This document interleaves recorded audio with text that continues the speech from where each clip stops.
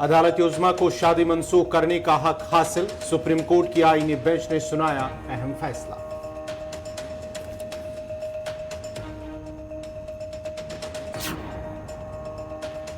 जम्मू में G20 के इजलास के इनेकाद पर न कराने पर डॉक्टर फारूक अब्दुल्ला ने उठाए सवाल। असेंबली इंतखाबात मुनक्किद कराने के लिए कहा, किसी से नहीं मांगेंगे भीख। अस्करी निजाम को खत्म करने की कोशिशें की जारी, जम्मू कश्मीर के हालात ने पूरे मुल्क को किया मुतासिर, LG मनोज सिन्हा।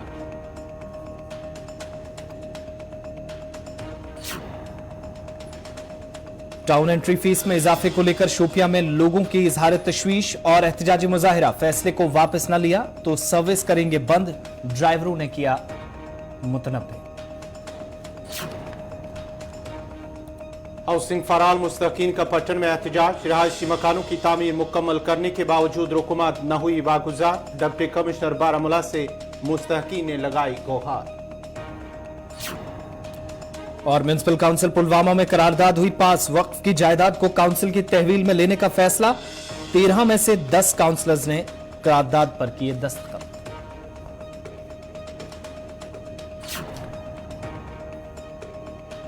और अब पेश है खबरों की तफसील। सुप्रीम कोर्ट की आईनी बेंच ने एक अहम फैसले में कहा है कि अदालत उज़्मा को बराह रास्त शादी को कालअदम करार देने का हक है। अगर शादी का तसलसल नामुमकिन हो तो सुप्रीम कोर्ट अपनी तरफ से तलाक का हुक्म दे सकता है। सुप्रीम कोर्ट ने यह फैसला आर्टिकल 142 के तहत खुसूसी इख्तियारात के इस्तेमाल से मुतल्लिक दिया। आर्टिकल 142 के तहत सुप्रीम कोर्ट को तलाक का बराह रास्त हुक्म देने का हक है। ऐसी सूरत हाल में बाहमी रजामंदी से तलाक के मामलात में 6 माह तक इंतजार करने की कानूनी मजबूरी जरूरी नहीं होगी।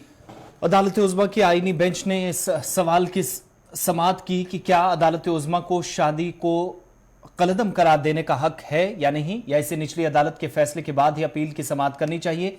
2 दहाइयों से ज्यादा अरसे से सुप्रीम कोर्ट आर्टिकल 142 के तहत गैर मामूली तौर पर टूटी हुई शादियों को मनसूख करने के लिए वसी इख्तियारात का इस्तेमाल कर रही है।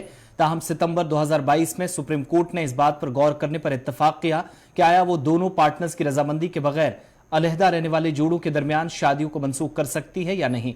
29 दिसंबर 2022 को बेंच ने इस अहम मामले पर अपना फैसला महफूज रखा था।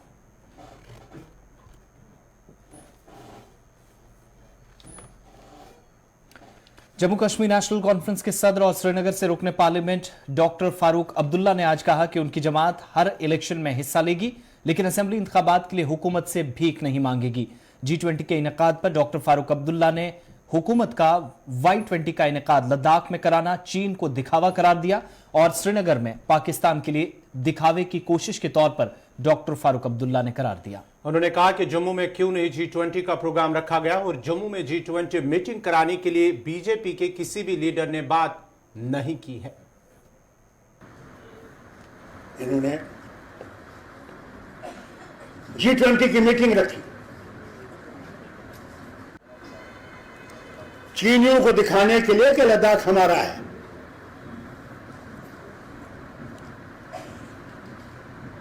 और G20 कहां रखी? कश्मीर में। वो जो जम्मू जम्मू कहने वाले थे, जम्मू में क्यों नहीं रखी? क्या जम्मू इनकी जेब में है? यहां भी तो लाते उनको, ये भी तो देखते हमारे लोगों का हाल क्या है। आपकी स्मार्ट सिटी भी देख लेते, थोड़ा सा रघुनाथ मंदिर के भी दर्शन कर लेते तो क्या हो जाता। पत्नी टॉप जाते, वहां तो बहुत बड़ा बाग इन्होंने खोला है, ट्यूलिप गार्डन। अरे ट्यूलिप गार्डन दिखा देते उनको, और तो कुछ नहीं दिखाते। मगर नहीं, और जम्मू के मेहरबान लीडर जम्मू जम्मू जम्मू, उनके मुंह पर ताला लगा। वो भी थोड़ी सी डोगरी सुनते, थोड़े से डोगरी गाने सुनाते उनको। वो सिपाहिया, क्या सिपाहिया? डोगरी है क्या? हम भी देखते उनको नाचते हुए उनके साथ। पावर प्रोजेक्ट बन रहा है किश्तवाड़ में, मजदूर बात से। क्या हमारे लोग इतने बेकार हैं? कुछ नहीं कर सकते। आपकी नेशनल हाईवे बन रही है, बाईपास बन रहा है, क्या उस पर हमारे लोग काम नहीं कर सकते?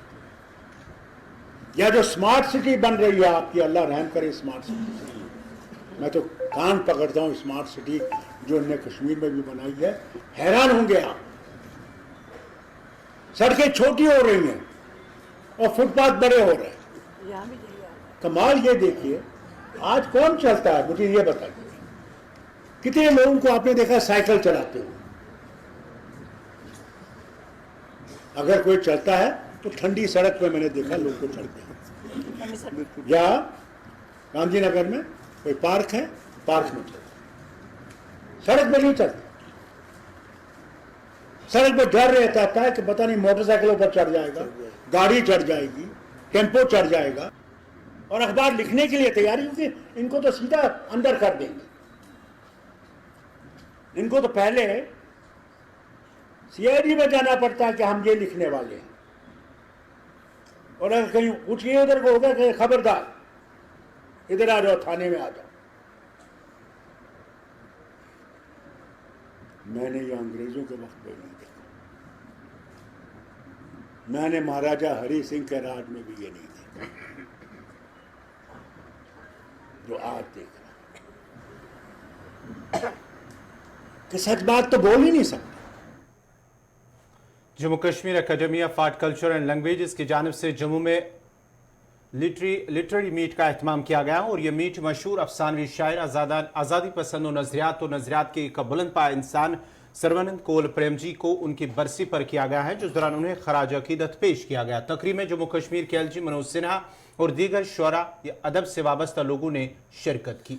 लेफ्टिनेंट गवर्नर मनोज सिन्हा ने अपने खिताब में कहा कि वो बिलाशुबा अपने ज़माने के अजीब अदीब में से एक थे जो मुआशरे के पिसे हुए और कमज़ोर तबकात की बेहतरी के लिए गहरी वाबस्तगी रखते थे और हमेशा आवाज़ उनके लिए बुलंद की। मनोज सिन्हा ने खिताब करते हुए मजीद कहा कि हुकूमत मिलिटेंसी के खात्मे के लिए कोशिश कर रही है और मरकज के जेर इंतजाम जम्मू कश्मीर में अमन कायम करने के पुख्ता इरादे के साथ काम कर रही है।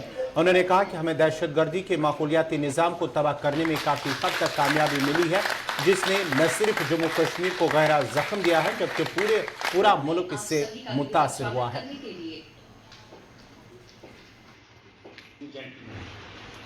I welcome गुरुमेदेव सर्वकार्येषु सर्वदा। इसने कश्मीरी पंडित समुदाय। ये सच है कि आतंकवाद ने जम्मू कश्मीर को जो घाव दिया है वो जम्मू कश्मीर का घाव नहीं है, वो पूरे हिंदुस्तान का घाव है। जस्टिस भट्ट ने ठीक कहा। मैं नहीं जानता, लेकिन एक कोशिश जरूर हो रही है कि आतंकवाद और उसके पूरे इकोसिस्टम को समाप्त किया जाए। कितनी सफलता मिली है मैं नहीं कह सकता, लेकिन एक बात मैं जरूर कह सकता हूं कि अब शांति खरीदने का इरादा कतई नहीं है, शांति स्थापित करने के इरादे से ही काम हो रहा है। और इसमें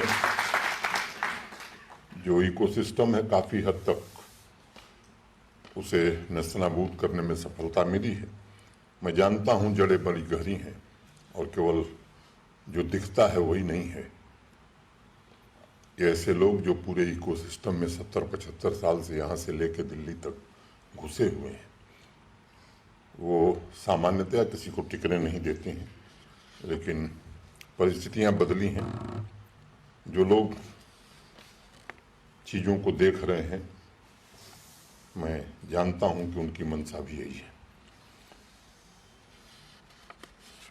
जम्मू कश्मीर फिर से अपने गौरव को प्राप्त करे, ये केवल जम्मू कश्मीर के लिए आवश्यक नहीं है, ये पूरे देश के लिए आवश्यक है। और वो जो मानसिकता है कि इसके कारण भारत की पहचान है, वो समाप्त होनी चाहिए। मैं समझता हूँ ये बहुत खतरनाक है और इस मानसिकता को निश्चित रूप से समाप्त करना ही होगा। तभी मैं मानता हूं कि फिर से जम्मू कश्मीर अपने गौरव को प्राप्त। जनूबी कश्मीर के शोपियां जिले के जंगली इलाके दचनू हिरपुरा में बादल फटने के एक वाक़े में बताया जाता है कि पानी रिहायशी इलाके में दाखिल हुआ है। मकामी लोगों के मुताबिक बाद दोपहर मौसम में आई तब्दीली के बाद बारिशों का सिलसिला शुरू हुआ और साथ ही बालाई इलाका दचनू, हिरपुरा और मलाक्का इलाकों में बादल फट जाने से नदी नालों में सतह आब में अचानक इजाफा हुआ, जिससे रिहायशी इलाकों में खौफ व दहशत है। जबकि पानी कई घरों, खेतों और बागात में भी दाखिल हो गया, जिसके बायस घरेलू सामान, फसलों और मेवाजात को भी नुकसान पहुंचा है।